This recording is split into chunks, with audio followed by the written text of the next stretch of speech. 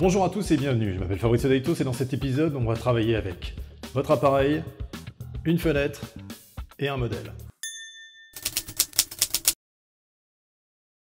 L'idée de cet épisode c'est de vous montrer qu'il ne faut pas nécessairement beaucoup de matériel en lumière, etc. pour faire des portraits réussis.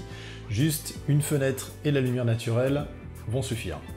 Au niveau focal à utiliser, en général la plupart des kits de base quand vous achetez un réflexe c'est du 18-55 ou plus, 18-200, 18-105.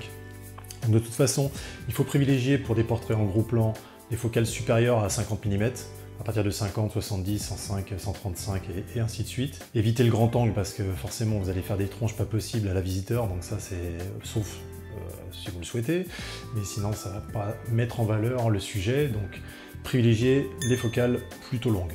Au niveau diaph, on va privilégier des grandes ouvertures, donc des valeurs f petites, afin d'avoir le minimum de profondeur de champ, pour isoler notre sujet au maximum. Au niveau de la netteté, il faudra bien veiller à faire la mise au point sur les yeux. Si le sujet est en biais, forcément il faudra faire un choix, donc en général c'est soit l'œil le plus proche, soit là dans le cas si on a une mèche qui tombe devant celui qui est le plus proche de nous et qu'on voit mieux le second, dans ce cas-là faire la mise au point sur le second bien évidemment.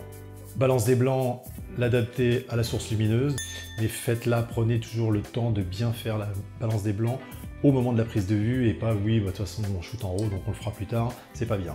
Enfin dernier point, pour la mesure de lumière, vous faites la mesure sur le visage, comme ça va vous assombrir quand même relativement l'entourage et l'arrière-plan notamment. Et c'est parti.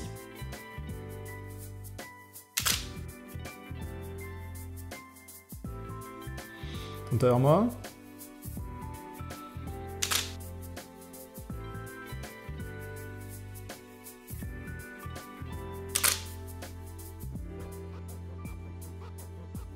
Bien évidemment, dans votre cadre, vous n'êtes pas obligé d'inclure la fenêtre.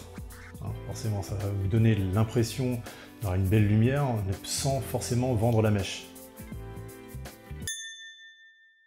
Si vous voulez travailler la lumière et la modeler un peu plus, vous pouvez utiliser des réflecteurs que vous pouvez acheter sur n'importe quel site en ligne pour pas très cher, en général à 5, 10, 15 euros, vous avez des sets de 3 réflecteurs, ou alors tout simplement acheter comme ça des pans de carton de plume dans les magasins d'art, qui ne coûtent pas excessivement cher non plus, et qui fait un réflecteur parfait. Ça va vous permettre quoi? Ça va vous permettre surtout de déboucher en fait les parties d'ombre, et du coup de mieux contrôler, de mieux faire ressortir votre sujet par rapport au fond, et vous assurer aussi que les parties ne sont pas trop enterrées par rapport à ce qui est éclairé.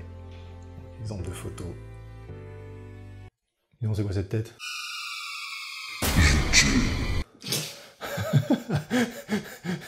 Sans déconner. Alors, voilà.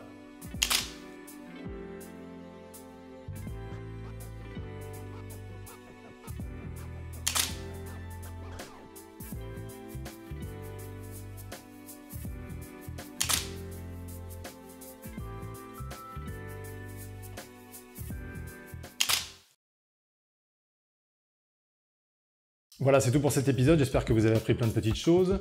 Si vous avez des questions ou des suggestions, n'hésitez pas à poster ça dans les commentaires, je me ferai un plaisir de vous lire et d'y répondre. Merci infiniment à ma nièce Nina, fantastique modèle, n'est-ce pas, qui se prête toujours volontiers à mes tortures. N'hésitez pas à poster vos portraits, ça fera plaisir de voir les résultats auxquels vous êtes arrivés. On se revoit la semaine prochaine pour le prochain épisode. D'ici là, prenez bien soin de vous et faites plein de belles choses. Ciao!